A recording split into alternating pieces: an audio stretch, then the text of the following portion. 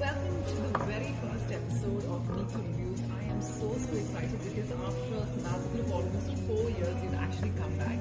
So we have come up to, in fact, one of the biggest food destinations in Kerala, the Upper Crust restaurant from Experienza. We're going to be starting off with our drinks. So I've actually ordered something called a sweet fire. It's mocktail, which consists of orange, grapes, and Tabasco. It's to be sweet and spicy, a combination I truly love. Right, first impressions, it started off sweet, but I can actually feel a bit of a heat coming up in my throat. Definitely a refreshing drink to have for the summer because the heat is not too overbearing. Truly recommending this drink. I think on a scale of 1 to 5, I'll probably definitely give this one a 4 out of 5. Time to get on to the next course of the meal, which is the appetizer section, and that's the beef peri peri. So beef peri peri comes along with homemade wedges and their signature peri peri dip. Smells amazing, looks very succulent. Let's see if it actually lives up to its visual treat. I'm gonna have one without the dip itself just to see how it goes because I want to actually feel the actual taste of it. It's been actually cooked in a condi style, the tenderloin beef, but I feel that it can actually be a little more tender. When I say a peri peri dip, I actually expect it to be spicy and expect to have a bit of a kick to it. Unfortunately, that really does not give me that kind of a vibe, this particular peri peri dip. The peri peri beef is not exactly living up to my expectations, but at the moment, I think maybe this one will probably get a 3 out of 5 from me. We've moved on to the main course. One of the top selling items of the Upper Crust restaurant is their T-bone steak.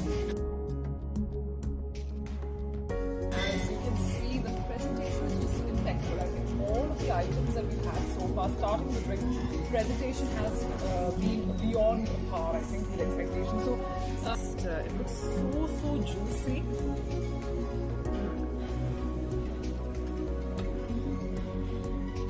Now I realize why this happens to be one of their signature items, because this one is actually really juicy and really succulent.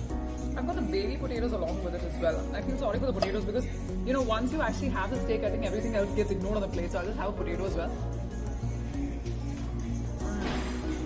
Yum. Really good. It's nice and soft and buttery and a hint of garlic as well. Sauce is first class. The pink pepper sauce. Just a hint of pepper. It's really buttery and I love all things butter, so definitely the steak and the sauce together, hands down, gets a 4 on 5 from me. I've always loved all things Italian, and so when I saw the lasagna on the menu, I just could not resist. This is the lasagna al forno from Upper Crust.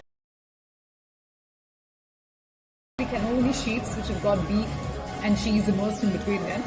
And this is again lying on a bed of basil oil and cheese, and this is their homemade garlic. Okay.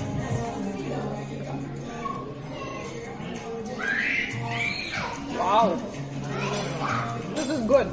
The presentation is so different from the usual lasagnas that I've seen, but the taste is impeccable. Actually, in fact, one of the finer lasagnas that I've had in a really long time. Just the right amount of cheese. Not too spicy. This one has got the right amount of beef. It's not too overwhelming. So I definitely love the lasagna. I think this has to be one of the best dishes that we've been served so far. I'm going to go ahead on a whim and give this one a 5 on 5. To be honest, it was a wonderful experience so far, and I hope that this final dessert totally ends everything else on a perfectly sweet note. This is one of my all-time favorite desserts, the tiramisu. The presentation, as always, with all the dishes of Upper Crust, this one also does not beat any expectations as far as the presentation is concerned. Beautifully garnished with cocoa powder on top. I can actually see the ladyfinger biscuits peeking out from in between.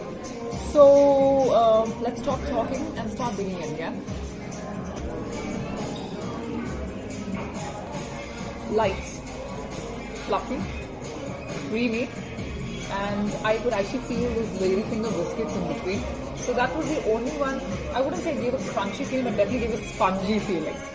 So, but it's definitely a very, very light dessert, even though it's creamy and all that mascarpone cheese is there. Nothing too overpowering on the senses. Because it's so refreshing. That's the word that I can actually think of, yeah? It's a beautiful ending to the meal. Perfect. Definitely a 5 on 5 for mine. And that brings us to the end of our review at the Apple Crust restaurants. The Apple Crust is definitely an experience, a must visit. Just for the ambience, their beautiful food, their impeccable presentation, and an overall really, really good service. Thank you so much for tuning in, and stay tuned for more such videos and videos coming along your way. Till we meet each other next time, take care, God bless. Bye.